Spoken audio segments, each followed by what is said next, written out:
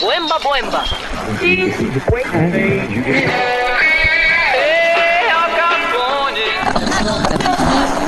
Trabalhadores do Brasil. Quero mais saúde.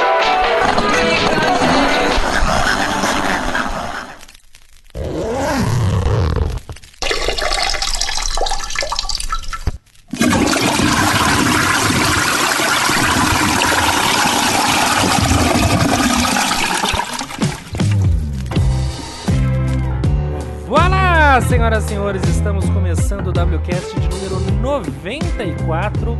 Eu sou o Felipe Lima e eu não sei se eu já falei pra vocês aqui as associações de números que eu faço. Tem uma série de números que eu consigo decorar, por exemplo, 77 é um disco X da Rita Lee Tutti Frutti, 68, porra, é maio da França, 68, e assim vai, são vários anos, e 22, a semana de 22 e tal, e 94 pra mim é a final da Copa de 94, Brasil campeão, tetra, 94, eu faço essa associação com muita clareza. E agora a gente tá no WCast 94, isso que importa. Tudo bom, meninos? Vamos começar com quem? Vamos começar com o Samuquinha. Como é que tá a Samuquinha no glorioso dia de hoje? Beleza? Tudo certo, tudo na santa paz. Que maravilha, coisa boa. Passou bem a semana? Muito bem, graças a Deus. Que coisa ótima. Quando a pessoa fala graças a Deus porque ela passou a semana queimando fumo, como é que é essa história?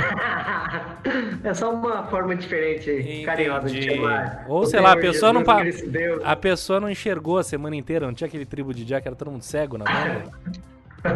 Enfim. Ou aquele cara lá, o Ventania, que o Ventania é pupilo do Guilherme aí, ele que me ensinou tudo de Ventania. Por falar nele, ele é sensacional. Como é que você tá, Neninhos, você e o Ventania? Tudo bem, queridos? Estamos muito bem aqui em São Tomé das Letras. Coisa fina. Que coisa boa. Passou bem também a semana, tranquilo? Assistiu a posse do Biden? Tava lá diretamente de São Tomé. Em São Tomé, que maravilha. Acho que o Biden vai dar um pulo em São Tomé pra dar uma relaxada também. E Cesarino, como é que tá? Eu tô bem, salve, salve, senhoras e senhores. Eu acho que a pergunta... Primeiro, eu queria só saber de você. Esse lance dos números, eu achei que fosse numerologia, não associações com datas históricas. Não, associação com coisas. Normalmente com discos. Eu gosto muito de anos 70, Entendi. 60. Eu tenho, pra casa do 70 inteiro, eu tenho um disco pra cada ano e assim vai. O 60 um pouco. Mas aí eu associo com várias coisas. E 94 pra mim é a Copa do Mundo. E qual é o de 73? 73, Secos e Molhados. E 84? 84, George Orwell, né?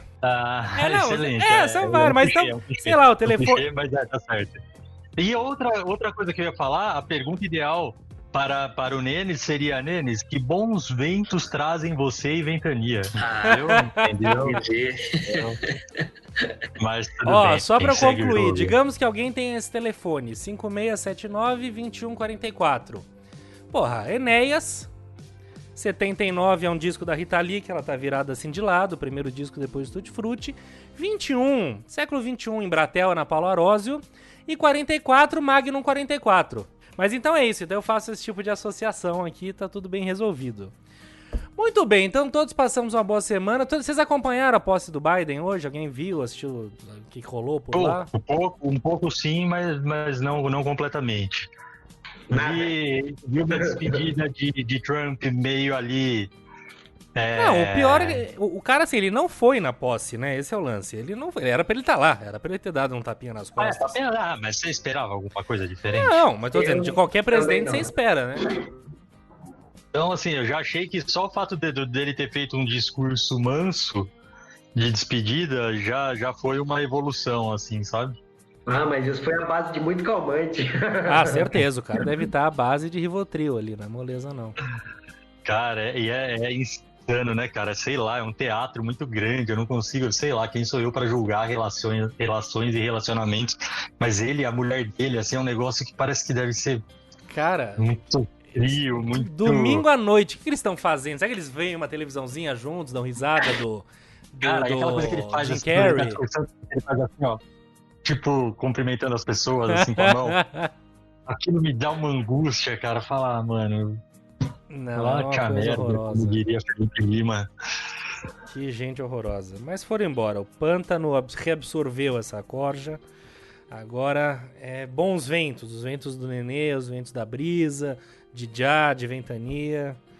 É hora de glorificar. Muito bem, minha gente. Vamos ao nosso assunto de hoje, porque temos Biden, né, Estados Unidos, mas isso é só, né, coisas boas, a gente vai falar um pouquinho mais depois. Mas a gente também teve o início da vacinação no domingo. A gente está na quarta-feira, então domingo, dia 17. Que dia, gente? Eu me perdi. Domingo, 17. Dia 17. Domingo, dia 17, a Anvisa liberou a vacinação e, conforme já estava estabelecido, e 7 minutos depois, a nossa querida Cláudia Calazans. Mônica Calazans. Mônica, desculpa, Mônica Calazans estava tomando... Eduardo e Mônica. É verdade. Aliás, tem uma versão maravilhosa, já viram na internet? Um cara fez tipo Eduardo Pazuello e Mônica, né? Então, é muito bom. Mostrou, cara. Eu acho que eu retuitei, sei lá o que eu fiz, é muito bom. Mas enfim, minha gente, eu conheço o Paulinho Calazans, que era tecladista de Sai Guarabira, veja você. Bacana. E assim vai. Calazans é um nome muito importante. Calazans, e agora, mais que nunca, Mônica. Muito bem, então a gente viu... E agora nós temos um total de 20 pessoas vacinadas no Brasil. Nada, já tava acho que em 7 mil e pouco, estamos indo bem, estamos voando baixo. Então tivemos a vacinação e no dia seguinte, ou nos dias seguintes, deveríamos ter um belíssimo projeto de logística, capitaneado por um general especialista em logística, nosso querido Eduardo Pazuello, para distribuir, né, Brasil afora, as vacinas do Butantan, do estado de São Paulo, já que, né, não conseguimos que a de Oxford tivesse aqui, a Índia não quis dar. E já teve problema nisso aí, não foi uma coisa, teve estado que não recebeu, que atrasou, foi receber depois, aquela confusão toda, mas antes a gente não tinha seringa, a gente continua sem seringa, sem agulha, coisas básicas, para fazer uma campanha ampla de vacinação, também um problema de logística. De modo que, falaremos sobre o que hoje? Logística acima de tudo, mas tentando entender como pode a nossa logística ser tão falha dessa maneira, sendo que a gente tem encabeçando o Ministério da Saúde teoricamente, né, um especialista em logística. A gente tem aqui no grupo o Nenê, que é um cara que trabalha com logística e deve entender alguma coisa do assunto, a gente vai descobrir hoje. E o Samuca, que é um entusiasta de todas as coisas do mundo, eu tenho certeza que vai nos dizer alguma coisa também. E eu e o César, a gente vai descobrir hoje o que a gente não sabe sobre logística. E o Felipe Lima e o César, que são dois críticos que sabem criticar qualquer assunto. Exatamente. Então, provavelmente, a gente vai conseguir dar uma lixada nesse assunto também. E já gostaria, então, de começar... Você quer começar? A seguinte pergunta...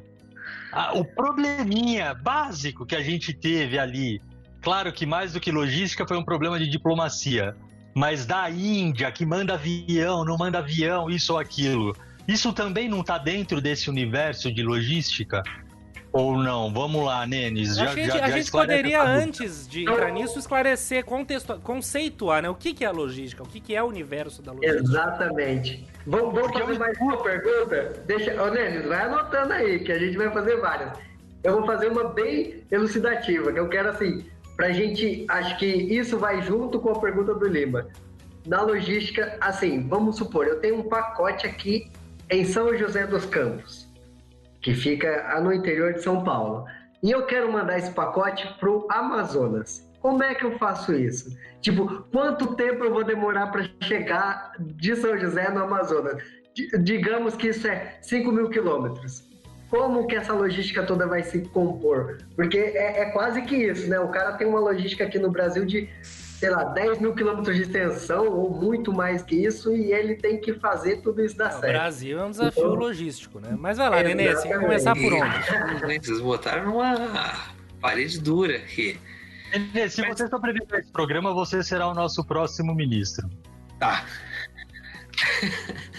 Não, então, é que assim, acho que o que o César falou é muito... Desculpa, o César não, o que o Samuca falou. É difícil dar uma resposta certa porque depende muito do modal, né, que você vai usar, da demanda, das restrições envolvidas. Nesse caso específico, eu acho que você quis dar um exemplo aí da vacina. A vacina tem algumas outras restrições que uma encomenda da China que você comprou na AliExpress não tem, né? Não tem um controle de higiene. Uma jaqueta A que você tá vacina tem. mandando pro Amazonas não tem. Exato. Temperatura também não tem, que a vacina demanda aí um controle de temperatura. Então você não pode mandar via carroça para Manaus, tem que mandar prioritariamente de avião. Talvez a carreta seja uma solução, talvez sim, dependendo de como ela for armazenada, mas ela vai levar o quê? 5, 6 dias para chegar. Enquanto o avião chega algumas horas ali, mas aí tem o desembaraço, não alfandegário que está dentro do país, mas tem algum tipo de desembaraço fiscal ali. E aí já começa também, né? Desembaraço. Explica aí que é a questão burocrática, é a questão ali prática do produto no seu transporte. Porque eu lembro quando eu trabalhei na Petrobras, pegava muita carga superdimensionada, que não significa que é superfaturada nem nada, eram cargas gigantescas. E aí tinha uma equipe, cara, que cuidava dessa parte de logística, e eles falavam muito dessas questões de desembaraço. Pra mim era muito louco, porque primeiro que eu nunca tinha ouvido esse termo, e depois eu comecei a entender a complexidade da coisa e a burocracia é um termo da logística, o desembaraço. Achei que desembaraço era, desembaraça aquela situação lá. É um termo. Não só da logística, mas do comércio internacional, porque o desembaraço acontece quando você faz uma importação, né? Então, quando você importa um bem, um serviço, ele chega em alguma alfândega, aí pode ser no porto ou no aeroporto. E aí você precisa desembaraçar aquilo, que aí você tem que apresentar nota fiscal e assim, qualquer tipo de documento que dê um embasamento assim, para o governo, ou para os órgãos, na verdade, para os órgãos regulamentadores ali, o que você vai fazer com aquela carga, principalmente se ela é agrícola, de origem animal, vegetal, para alimentação, para agronomia, uso médico.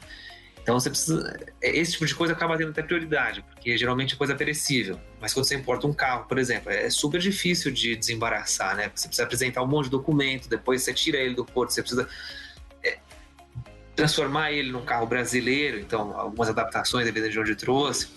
Então tudo isso faz parte, e mais coisa ainda, eu nunca lidei com desembaraço, mas faz falar essa boca. Cara, como assim transformar num carro brasileiro? Ele não é um carro? Ele não... Não, mas eu acho que às vezes Não, eu acho que com essa coisa de transformar brasileiro, não precisa nem ser tão extremo quanto trazer um carro inglês com a mão direita, a mão esquerda, não achei nada nem tão extremo assim. Mas acontece. Eu sei lá, de repente a seta do lado esquerdo. Sei lá, eu lembro na África, eu aluguei um carro que a seta era do lado direito. Era estranhíssimo dirigir. E mesmo sendo ao contrário, porque eu aluguei outro carro que era do lado esquerdo.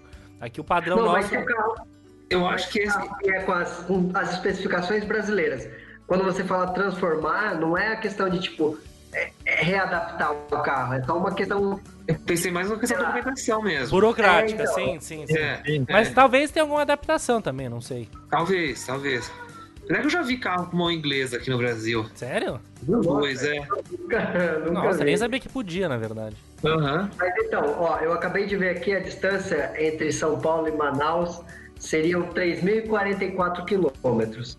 Aí eu vou fazer uma pergunta aqui, que ela é de cunho cultural. No filme Bacurau, aparece um momento, bem no comecinho, uma questão deles levando dentro de uma mala pro sertão do Pernambuco, que deve ser um lugar quente pra boné, uma caixinha de isopor com umas vacinas.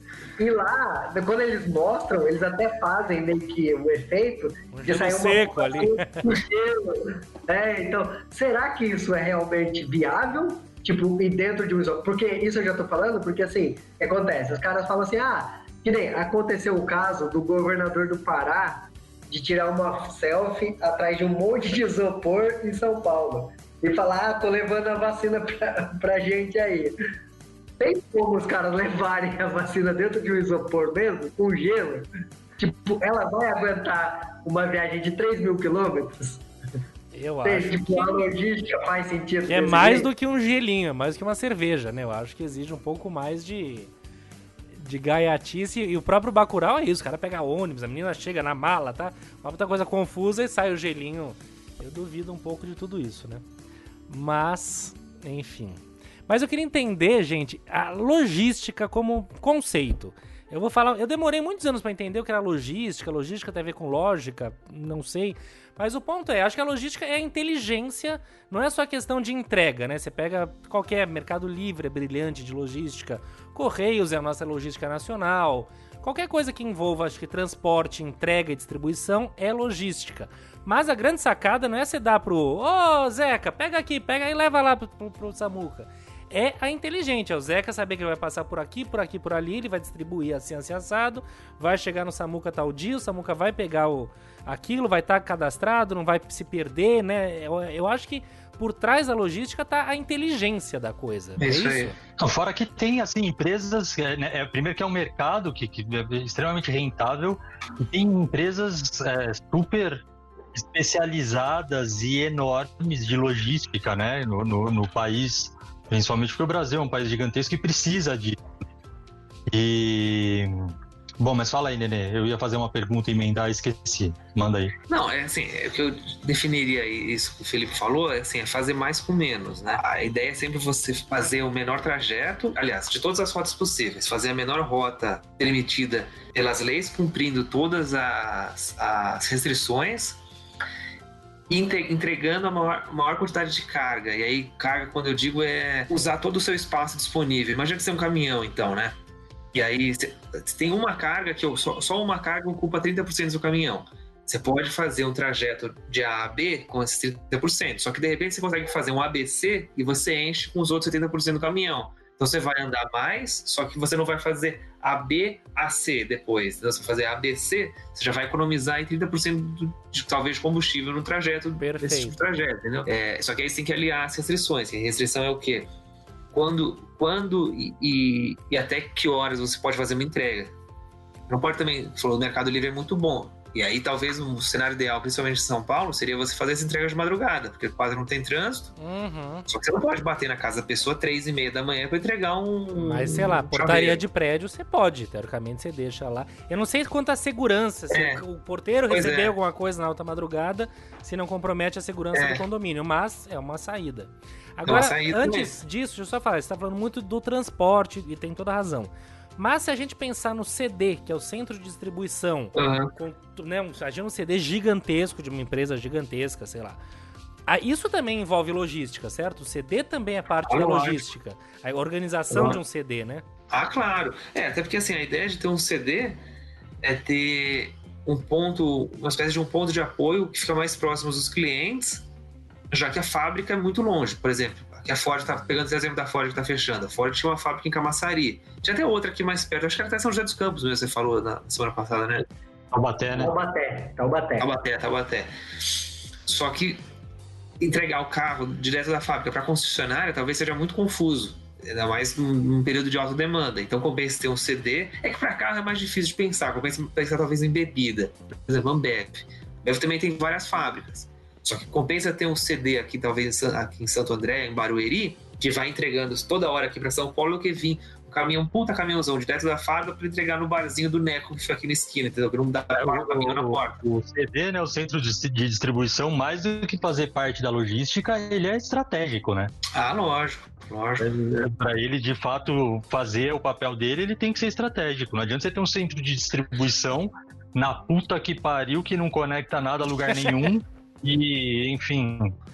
É que nem a Ford mesmo aqui em Taubaté, ela fica num ponto estratégico que tem acesso a 2 rodovias aqui da cidade, que é a Carvalho Pinto, Tamoios Carvalho Pinto, tipo, que pega sentido Ayrton Senna e tal, e tem a Dutra. Então, assim, tem essas 2 rodovias que estão muito próximas da fábrica. Então, talvez isso seja uma estratégia logística da empresa. Você vê um monte de CD na beira de estrada, né? Tem Barueri tem bastante CD, Cajamar, que tá tudo ali na beira da estrada. E vem o Rodoanel aqui em São Paulo para facilitar. A gente tá falando de São Paulo, claro, mas é uma coisa de mundo inteiro. Mas fala, né?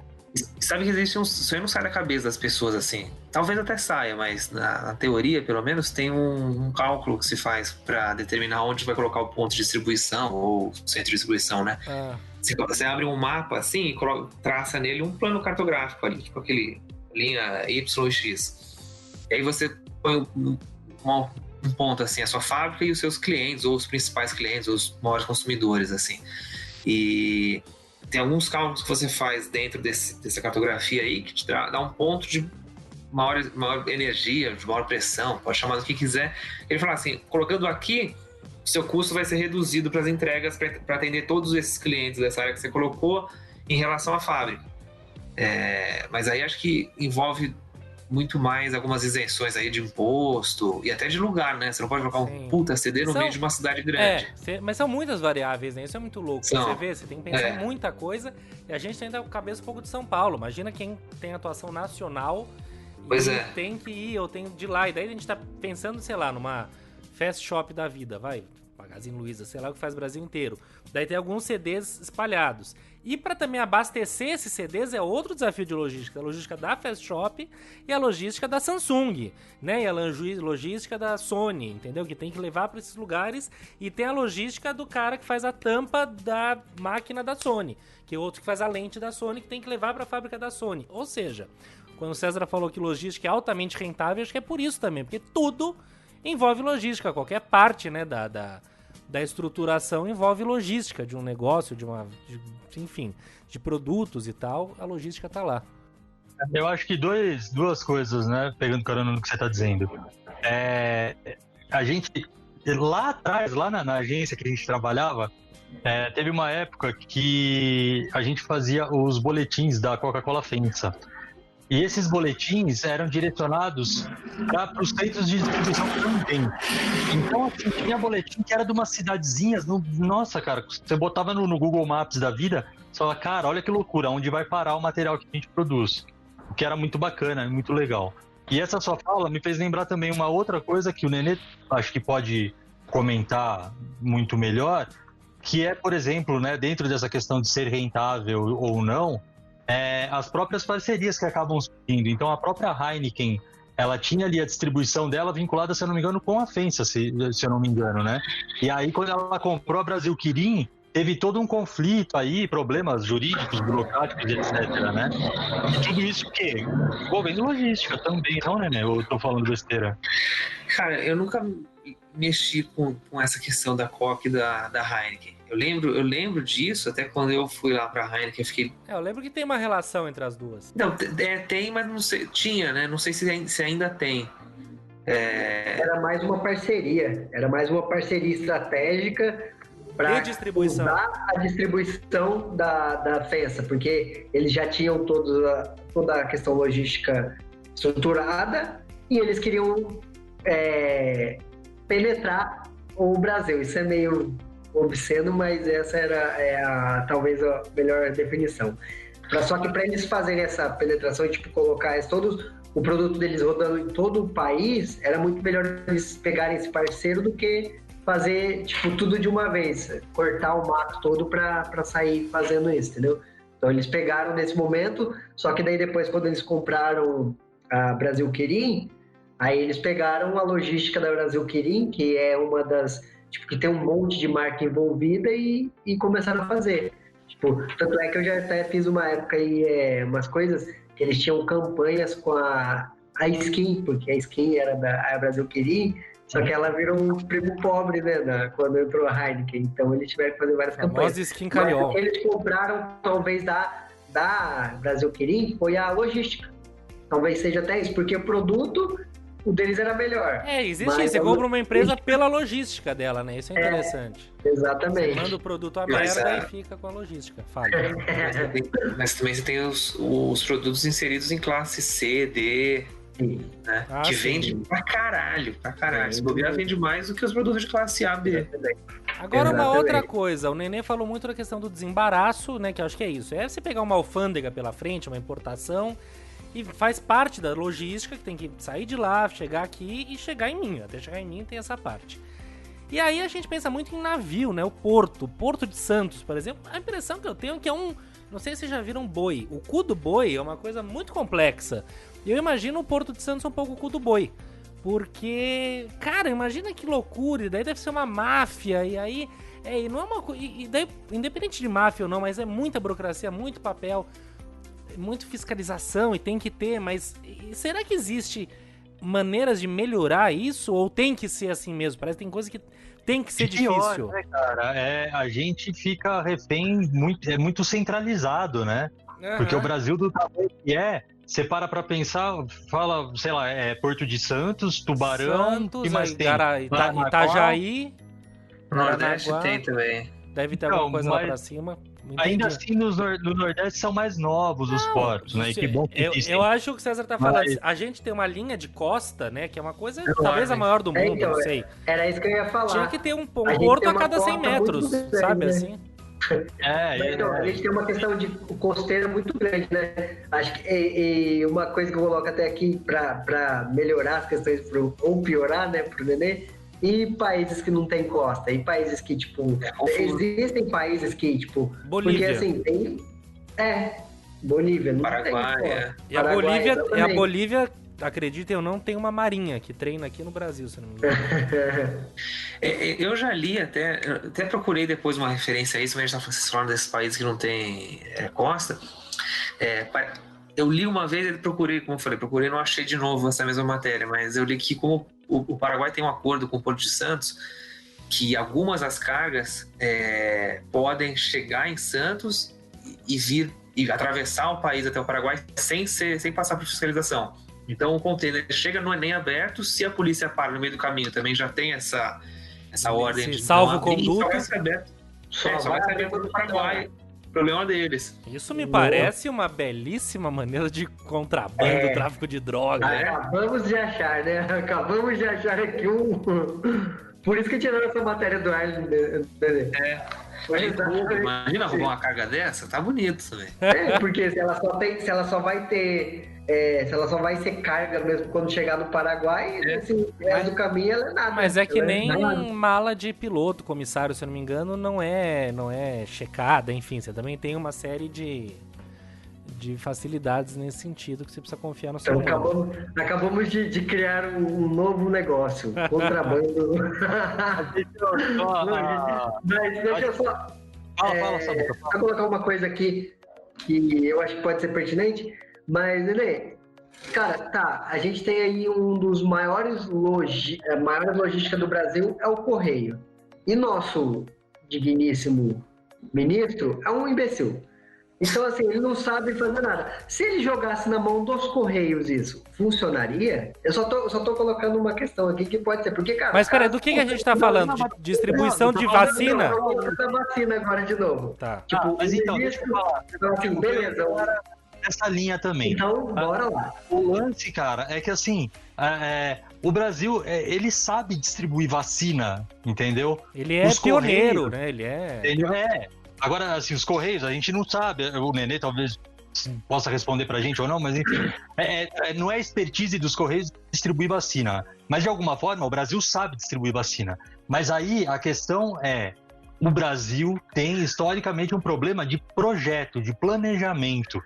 Entendeu? A estrutura existe. A estrutura logística para distribuição da vacina de Covid no Brasil existe. Entendeu? O que precisa adaptar, quais as particularidades, etc. Tudo bem. Se houver um planejamento, um projeto, um programa, você adapta e distribui. Só que são tão incompetentes que não conseguem nem utilizar a estrutura que já existe. Entendeu? O Brasil exporta esse conhecimento, essa expertise de vacina, de campanha de vacinação, de distribuição, e etc, etc, etc. E a gente está fazendo papelão com, sei lá, 2 milhões de vacinas. A gente não está falando de vacinar o país inteiro, não. Mas por trás disso... É que mesmo que se tivesse vacina para todo mundo, a gente ia levar 1 ano e meio para esses incompetentes distribuírem vacina para todo mundo. E pior, são tão incompetentes que eu, infelizmente, começo a duvidar que as pessoas que estão tomando a primeira dose vão ter segunda dose no tempo que precisa ter. Porque mistura tudo isso, mistura a incompetência de diplomacia, mistura a incompetência de distribuição, mistura a incompetência de planejamento.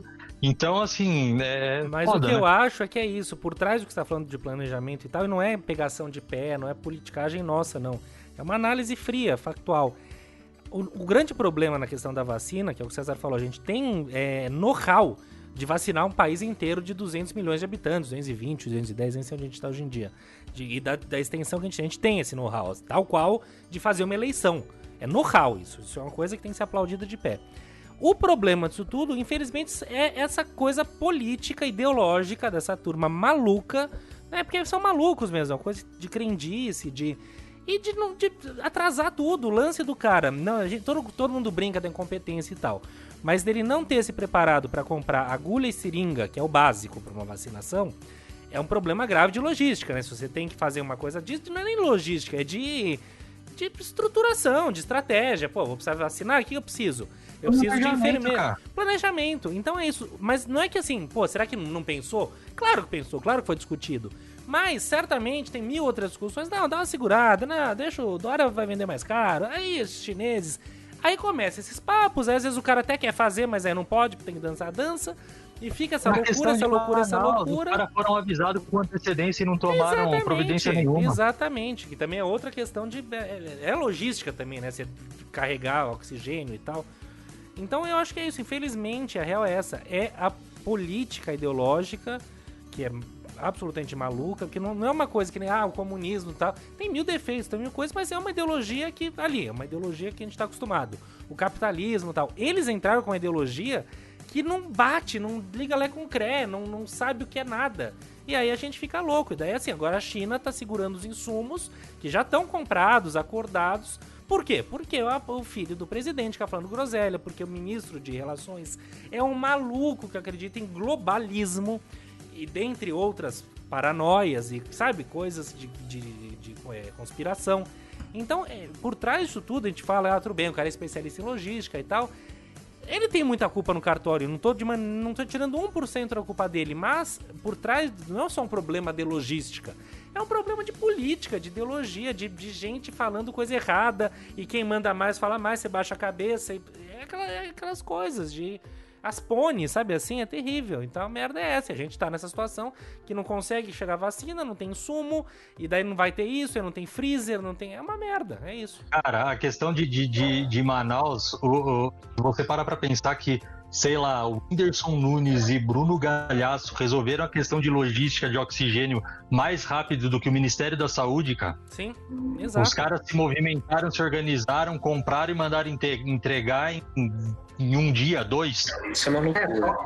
Só deles falarem, só de o cara chegar e falar em transmissão pública para rede nacional que ele não conseguia fazer nada, ele tá mostrando que ele é um incompetente em questões de logística mesmo, que é o que ele é especialista. Então, assim, se ele fala que ele não consegue fazer nada, sendo um cara que manja de logística, dinheiro e caminhão não é um problema para ele. O problema para ele é ele falar o que vai fazer. Tá com toda a máquina na mão, né? Tá com toda a máquina na mão, tá tudo na mão. Exatamente, tá tudo a favor dele. Era só fazer. Mas é isso, você vê o avião que ia buscar vacina na Índia, quase que sai, não sabe, no meio do caminho, volta, daí foi levar coisa, daí um dos aviões, não Hércules, o K95, que vergonha, não sabia o nome do avião, que é da Embraer, maravilhoso, de carga, fudido. Um dos que a gente tem, tá fazendo treinamento no meio de uma pandemia, no meio do início de vacinação, que pode ser super importante, não nego, bacana, poder ter, acho que o Brasil está participando. Só que, bicho, quem tá participando, os outros países, a Itália, sei lá mais quem, tenho certeza que eles não têm esse problema, não tá faltando avião pra eles lá. Pra gente um avião faz falta, é um puta avião. É o K45, 95, que vergonha. Bom... E a história é essa, então são muitas coisinhas, e o próprio Correio, né, que vocês estavam falando, tem a história de privatizar o Correio. Eu tenho um pouco de receio, porque, o Correio é uma coisa nossa, mas, cara, é aquela loucura, aquela coisa pública, aquela dimensão, aquela máquina desse tamanho. E que já foi referência também, né? Exatamente. Hoje em dia o Mercado Livre... Tá pegando, né? O Mercado Livre entrega no Brasil inteiro em 2 dias, entendeu? Bonitinho e tá ali, não falha, um preço ok, então é complicado você defender, por mais que, né, essa coisa nacionalista, o Correio nosso e tal, mas e aquele medo, né, que o pessoal tem de, vai privatizar, cara, vai privatizar, tem um contrato, o cara tem que entregar a minha cartinha, que eu gosto de mandar cartinhas, as minhas cartinhas no rincão de Manaus, tem que chegar lá, não interessa, entendeu? Eu paguei R$2,30 nesse selo, tem que chegar lá e acabou, eles têm essa obrigação. Agora, isso o Correio sabe fazer, o Correio faz, demora uma semana, mas faz, entendeu? Então não adianta também querer chegar gente nova, não, a gente só vai entregar as encomendas. Não, tem que entregar a cartinha da dona Terezinha pra netinha dela. É isso. Agora eu queria fazer uma pergunta pro Nenê, que eu não sei se é possível responder. Mas assim, se fosse para você elencar, de maneira geral, tá? Nem sei se é possível generalizar tanto assim, mas os 3 principais problemas de logística que existem, sei lá, no país, nas empresas ou nas experiências que você já passou, o que é mais frequente, o que você mais vê? Seja planejamento, seja investimento, seja falta de conhecimento, o que daria pra gente dizer nos 3 principais pontos? Então, pelo menos no lado privado, né? Que foi onde eu sempre atuei, sempre trabalhei. O planejamento parece não ser um grande problema, assim. Geralmente as pessoas planejam, sabem planejar demanda muito bem feito. Até o pessoal que mexe com importação, enfim. Acho que isso não é um problema. Nem investimento, porque geralmente quando você tem um grande volume de venda, assim, você contrata um transportador. Aí que está o problema, eu acho, né? São os contratos entre fornecedor e o distribuidor. O distribuidor é um especialista em logística ou é só um cara que para o caminhão na porta e faz o que mandarem fazer? Você entende? Ou o distribuidor é o cara que vai planejar a logística. Ele faz o que você manda fazer. Só que ele faz meio que no jeito dele. Porque, assim, é um cara teimoso. Assim, porque assim, geralmente o que acontece é o seguinte. Você tem um contrato comigo e aí você se propõe a fazer a quantidade de entrega que eu demandar ali. Só que o jeito como você cobra isso tem 2 maneiras. Ou você cobra por quilômetro rodado, ou assim, é meio que você paga um valor fixo e a quantidade de entregas é ilimitada dentro do que você já se demanda. Só que aí o problema que se você cobra por quilômetro, entra naquele negócio que eu falei antes, né? Você faz uma entrega, você poderia fazer uma entrega ABC, você faz AB, AC. Ele vai rodar mais e quer ganhar mais, né? É lógico. E aí que tá eu acho que o primeiro problema tá aí. No tipo de contrato que é feito e em quem monitora isso, que é quem paga essa conta. Então o primeiro problema que tá é aí. Aí, não sei, mas olhando de uma maneira... Contrato e finalização desses contratos. Que é o que basicamente que a minha empresa faz, assim. Na minha empresa onde eu trabalho. Mas se você olhar assim, do ponto de vista mais macro, de infraestrutura, eu acho que o grande problema é a infraestrutura mesmo. Que todo mundo fala, ferrovia e rodovia. Ferrovia é muito mais eficiente, rápido e barato. É um transporte baratíssimo, assim. Mas você tem 2 ferrovias no Brasil e elas não conversam entre si, né? Porque a bitola é diferente. Isso, aliás, é uma questão, né? O que tem por trás? Porque daí, para não virar também conspiração... Ou o que é? Porque, porra, o Brasil, na extensão dele, tinha que ter um trilho passando aqui. Né? Abre minha porta, tem que ter um trilho aqui. Chegasse até aí, chegasse até ali, passa por Sorocaba, dá um beijo no Samuco São José, vamos até a Porto de Santos. Não tem, o que tem é coisa meio fantasma, não tem pra turismo, não tem pra transporte. Aonde que tá o bode? Eu lembro do Barão de Mauá que queria fazer, aí não fez. Daí chegou não sei quem, nunca mais fez, aí é Transamazônica, eu não sei o quê. O que tá por trás da falta do trilho no Brasil? Porque assim, é caro, né? Investir. Tá muito refém, né, do transporte terrestre. Não, mas e refém no sentido, mas no sentido de controle mesmo, entendeu? De lobby? Lobby, de sei lá, sindicatos e federações e sei lá, imagino eu, não sei, tô divagando aqui. Mas eu imagino que é isso, assim, é muito rentável. É a mesma coisa do transporte público de São Paulo, dos ônibus. Mas qual é o problema? Tá na mão de meia dúzia de empresas, as mesmas empresas, sempre, etc. Mas por que não muda? É um cartel, né? É um cartel, mas tá na mão dos caras, entendeu? Uhum. Não é um negócio que é simples, né? Que mudou. Não, dá licença, agora... Mas o custo, por exemplo, para fazer um trilho, eu não sei o que envolve. É o trilho eu faço aqui em casa, é um trilho, você põe no chão ali. Aí é o trilho, aí são as estações, sei lá, Rio-São Paulo, que seja, vamos começar aos poucos, depois vai eu São acho que Paulo... a infraestrutura não é muito caro, e é uma coisa que é a indústria de base, assim, isso é feito desde 1400. Pois exatamente. E inclusive o transporte é uma fração quase que do transporte rodoviário. Assim, é muito, muito, muito mais barato. Só que aquilo que eu falei, eu não sei a história direito, mas acho que tiveram duas grandes empresas no Brasil que implementaram a ferrovia. E aí uma meio que focou em Minas Gerais, para o café, passando por São Paulo e até o Rio, e a outra mais no Paraná, mais no sul ali, por conta de cana-de-açúcar. FEPASA e RFFA. RFSA, não sei.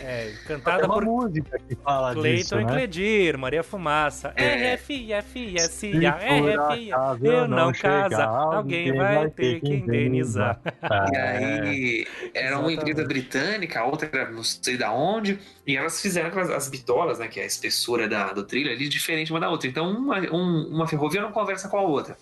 E são maquinários tão antigos que, assim, quebra uma mola de sei lá, suspensão de trem, você tem que importar isso da Inglaterra. Uhum.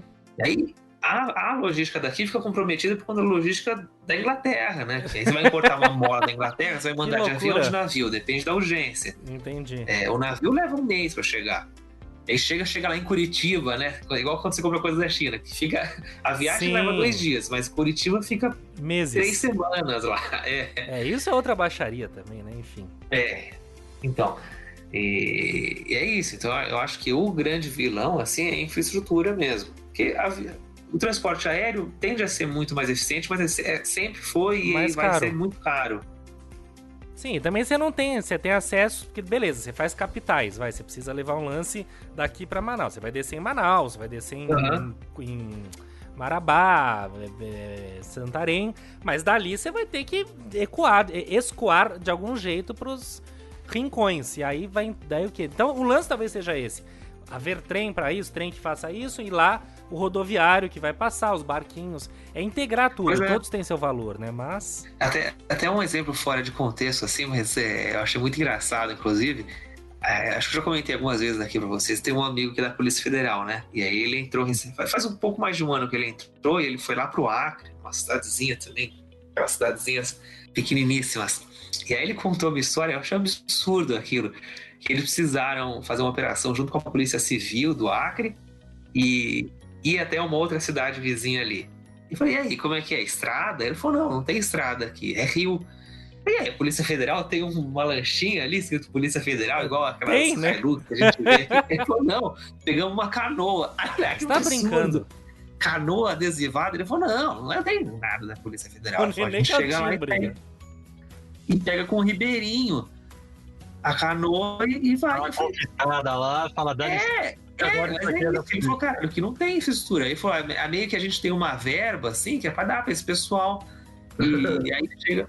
Então vocês veem que loucura que é. Um negócio que era pra ser totalmente de elite ali, ter uma infraestrutura. A ordem é, pega canoa de ribeirinho e sobe o rio. E se vira. Os caras que estão com umas puta lancha fudida, talvez, né? E outro ponto também que é quase nada explorado é isso, é o transporte hidroviário, né? O Brasil também tem e não explora, transporte né? fluvial. O rio é como se fosse um mar, cara. Quando você passa por lá, você olha... você não vê o outro lado. Então, a gente tem umas caminhos hidroviários. E a velha e boa gigantescos. Sistema de cabotagem, né? Vocês lembram disso, do colégio? Que é o quê? É a navegação da costa, é mais ou menos o que a gente falou, que também não é muito utilizado. Existe, mas poderia ser muito mais, tendo em vista que metade do nosso país, ou mais, tá interligado ali pela costa, entendeu? Então você não precisa ir tão longe. Enfim. Desafios logísticos, mas fala. Uma última questão. Então, assim, o Brasil é pouquíssimo explorado em questões de modais. A gente poderia ter muitos modais e a gente acaba tendo poucos modais para fazer os transportes. Então, esse é um problema logístico do país, ou é geral? Eu acho mais do país, por conta do tamanho continental que a gente tem e das possibilidades de modais, que a gente acabou de falar praticamente todas aqui agora, mas também falta de boa vontade, né? Porque, falta de política, muita coisa eficiente e com custo baixo. Cara, infelizmente, qualquer coisa, de qualquer assunto, de qualquer problema, né? Pensando num problema e numa solução, vai esbarrar na política, que são esses caras que fazem. Não adianta, depende deles, tudo depende deles. E é isso, vai depender do... Tudo tá na mão desses caras. E não tem lado, qualquer política, desde sempre. E aí não faz, entendeu? Por que não faz? Por que não trilha essa merda? Talvez seja um tema que é muito amplo e a longo prazo. Então, se a longo prazo, o cara não quer mexer porque não vai dar retorno político, no governo dele, eleitoral e eleitoreiro para ele na próxima eleição. Entendeu? Teria que ser um plano para, sei lá, para 20 anos. Pois Ele não quer mexer, né, cara?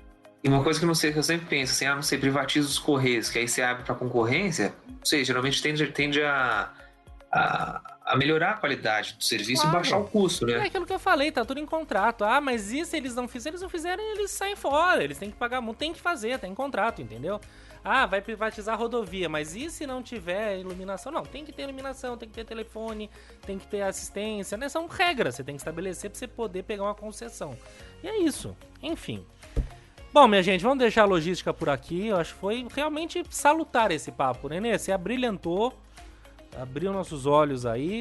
Vamos te contratar. Tá nomeado já pra mim. Já está nomeado para ministro do meio ambiente. Só pode ser amanhã às 9h30. Isso. Não, imagina, eu falei só besteira aqui. E foi maravilhoso. Mas agora vamos adiante com... Diga, quem quer dizer alguma coisa? Foi ótimo. Ah, sim. Vamos então adiante com o nosso mix de folha dupla e papel lixo, análise factual da semana.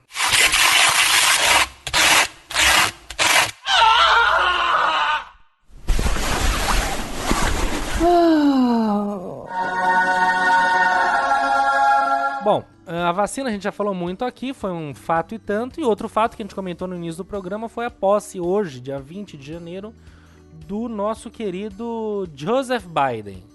Joseph Biden, 46º presidente dos Estados Unidos, que, né, naquela posse cafona, aquela coisa bem americana, J-Lo cantando e tudo mais, transcorreu sem grandes problemas, né, em segurança. Gaga com um bottom aqui do tamanho da... Parece uma tampa de panela. Lady Gaga dando tudo de si ali no hino. Kamala Harris, mais linda do que nunca, sou apaixonadíssimo por aquela mulher. Hoje eu falei isso pra minha mulher, ela ficou cabreira comigo. Cabreira sou eu. Hã? Cabreira sou eu. Pois é. E assim foi. O que vocês têm a dizer sobre esse momento? É um golpe? Golpe não, é um golpe na antidemocracia e um sopro de leveza para a democracia. Acabou a era Trump, claro que vai perdurar muita coisa ainda ali, mas oficialmente é isso. O cara acabou hoje com uma história de muro, colocou os Estados Unidos no Acordo de Paris de novo. E aí, o que a gente pode esperar? É um sopro de esperança para o mundo inteiro? Olha, eu tenho minhas ressalvas. É? É um sopro de esperança, mas eu não vejo como... O que eu quero dizer é que, assim, eu tenho minhas ressalvas e eu vou só explicar, mas eu espero que a gente veja mais coisas para depois eu concluir melhor isso aqui. Mas o que eu quero dizer é que o seguinte, as minhas ressalvas são pelo quê? Isso não é realmente a esquerda. Não é... E também não é extremo nem nada. Então, ou seja, foi só um ajuste de rota. Então eu vejo como um ajuste de rota. Não perfeito. Como os Estados Unidos não tem esquerda, né? Uma volta pro outro lado ou tipo, saiu da direita pra esquerda. Não, acho que centralizou. É porque os Estados Unidos é isso, né? A esquerda deles é essa esquerda liberal, que é uma esquerda que, inclusive, eu acho que deveria ser no mundo inteiro. Me parece lindíssima. É isso, mas eu acho que não precisa mais que isso, entendeu? Já é um grande movimento, né? Sim, mas o que eu vejo disso tudo, o que eu acho é isso, que a gente tem que ser muito vigilante quanto a tudo que vai acontecer, não só para eles, mas para todos no mundo, porque assim, ele tem algumas questões antidiplomáticas que com o tempo elas vão aparecer melhor. Algumas coisas que ele fez são questões estratégicas que ele tinha que fazer logo, porque não tinha como ficar esperando, porque que nessa questão do Acordo de Paris e tudo mais, que o Trump é um boçal e ele acha que tirar essas coisas é melhorar alguma coisa. E a gente vê que isso não adianta em muita coisa. Mas tem alguns pontos que ele ainda vai vai mostrar para que ele veio ali, entendeu? Então esse é o... Você acha o que pode rolar legal. algumas decepções ainda? Entendi seu ponto. Exatamente. Não é o Exatamente, salvador é da isso aí. pátria, literalmente não é o salvador da pátria. Exato, que aí todo mundo tá tipo, vai salvar a humanidade, vai ser o melhor político do ano, então assim... mas eu acho tenho- claro, a gente não pode se tenho- enganar, mas pra ele tá muito fácil, porque o cara que ele tá sendo comparado ao Trump. Assim Exatamente. como o A sucessor régua do... tá muito baixa, Tá né? muito baixo, assim como o sucessor do Bolsonaro. Pode ser quem for, cara, de verdade. Vai fazer algo melhor, entendeu? Vai ser um cara que vai ser mais aplaudido, porque a régua tá Eu baixa. acho que assim, só também para dar meus pitacos aqui em relação a isso, eu entendo as colocações do Samuca, mas de qualquer forma, eu acho que pelo menos a gente volta para uma área muito segura do campo democrático, entendeu? Por mais que O a jogo gente vai ser discorde jogado dentro das regras de novo, né? de modos de governo e posições, etc. Mas pelo menos é uma maneira mais racional, não sei se essa é a palavra ideal, de se conduzir a política. Não, é o né? jeito, é Porque isso, é tanto dentro da quanto a regra gente- democrática. Nossa, era o que acontecia com o Trump e é o que a gente passa com o Bolsonaro. A gente nunca consegue saber o que vai acontecer daqui 5 minutos. Entendeu? Daqui 5 minutos, daqui 1 minuto, sempre pode acontecer alguma coisa. E pelo menos agora, acho que com o Biden, as coisas voltam um pouco a serem previsíveis no melhor sentido da palavra. Entendeu? A gente sabe que o cara não vai sair assinando aí termos e acordos que podem, sei lá, acabar com prejudicar a natureza, acabar com vidas e etc. e Isso, tal, exatamente. entendeu? Não vai ser um cara... respeita as regras do jogo. Exato, é isso, né? a regra do jogo, é isso que tem em jogo. Então, eu acho que é mais do que a posse, etc. Eu acho que é voltar para... É bem isso mesmo, né? O que você falou. É um ajuste de rota e que concordemos ou não com a maneira com que se pensa, pelo menos a gente sabe que ele respeita as regras e eu acho que isso é uma vitória, né? Infelizmente, no cenário que a gente vive, quem faz o que deve ser feito ou quem respeita normas, regras e etc., acaba tendo que ser vangloriado, mas enfim. É isso, tem muita gente brincando, né? Só pra concluir, é como se fosse o Dória ganhar no Brasil. Acho que é quase a mesma coisa. Exatamente o que eu ia sabe? falar, tem muito meme. Eu gosto do Dória, faço questão de ressaltar, agora eu tô gostando mais ainda. Mas o pessoal falando, pô, eu tô puto com o Bolsonaro, tá me fazendo apoiar o Dória, entendeu? Que é isso? Se o cara fez a vacina, o cara vira o que o presidente deveria ter feito. Ele vira o salvador Sabe, da pátria. é tipo isso, é tipo a gente ter o Dória hoje em dia, é quase a mesma coisa. O Exato. Biden e o Dória seriam as relações ali. Mas, Samuca, é que eu não sei se chegou a ouvir, e eu também não lembro se essa conversa minha e do Lima foi durante um programa ou foi fora. Mas teve alguma coisa, acho que... não sei se foi o primeiro discurso dele, quando reconhecido como novo presidente e tal. Foi um discurso assim que... Fala, porra, cara, é isso. Por mais que a gente não tá falando de concordar ou não, mas você escuta e você vê coerência no que tá sendo dito. Entendeu? O cara, pelo menos, ele tá sendo coerente com aquilo que ele acredita. Ele tá falando o que ele pensa, mas respeitando os outros, trazendo esse discurso de governar e olhar para todos, sabe? Então são coisas básicas que esses caras esticaram tanto a corda para direita, não falando só de direita e esquerda no sentido ideológico, mas esticaram tanto para um lado que na hora que a corda distensiona, você fala, porra, cara, puta, que alívio. Isso, e até sacanagem falar de direita, porque a direita é legítima. É aquilo que virou, sabe aquela coisa? Falar de que você é de direita, você virou um maluco doente mental. Não é isso, a direita é um movimento legítimo e bacana, tem 1000 pessoas de direita, super ok. Isso aí tá... esquerda e beleza. Hã? Sim. Tanto quanto a esquerda. E tá tudo certo. Exatamente, exatamente. Então, tudo é legítimo desde que não fira A democracia, o chegue jogo a ferir democrático.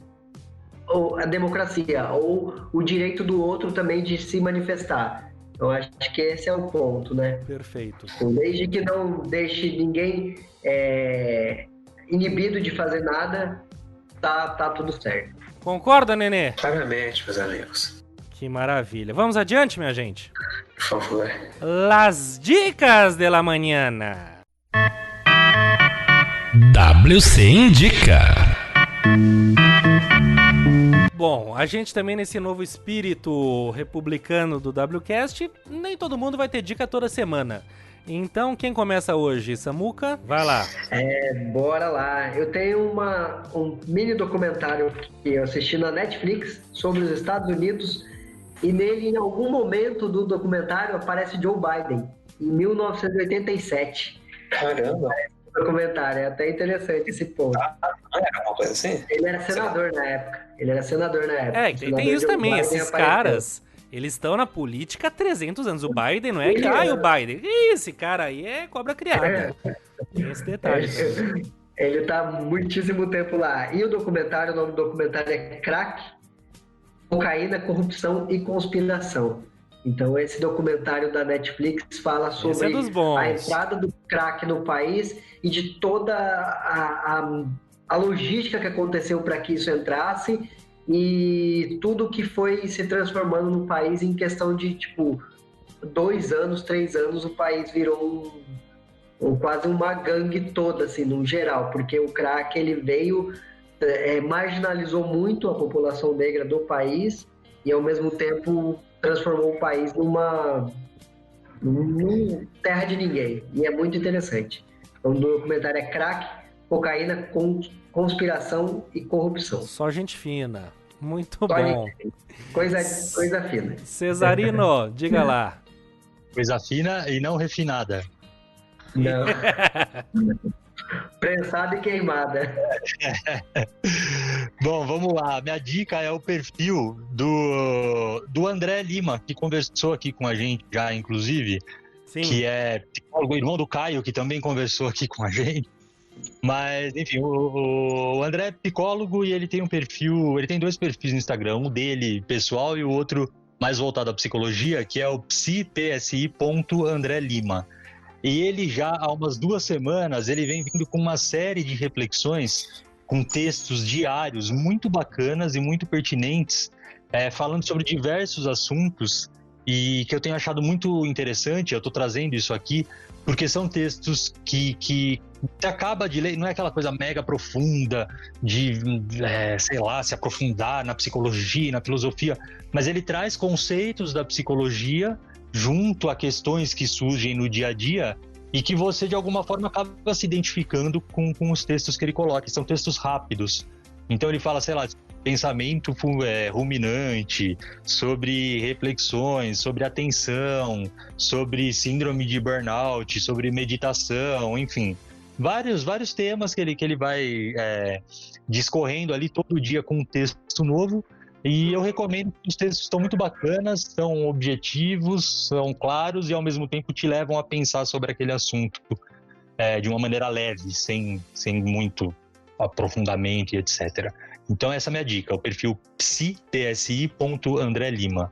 Muito bom, muito bom. Bom, minha dica é da Netflix também, é uma série, mas tem só 5 episódios. E não que eu acho que vá sair a cada semana, mas eu acho que ele é mais curtinho, depois vai sair outro, enfim.